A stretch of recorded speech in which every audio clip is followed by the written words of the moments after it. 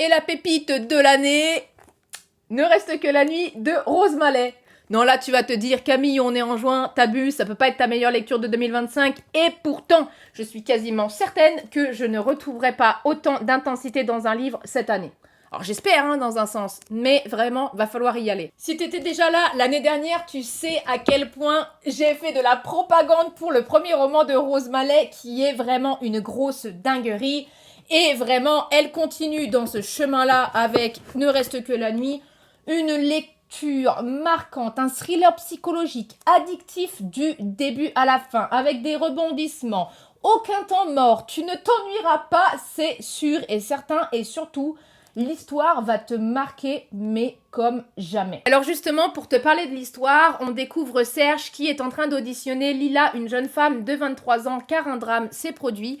Lequel, je ne te le dirai pas, sinon ça gâche toute la surprise. En tout cas, il a seulement quelques heures pour entendre sa version de l'histoire et démêler le vrai du faux. C'est un roman qui se lit en apnée, véritablement. La tension, elle monte crescendo jusqu'à vraiment l'explosion.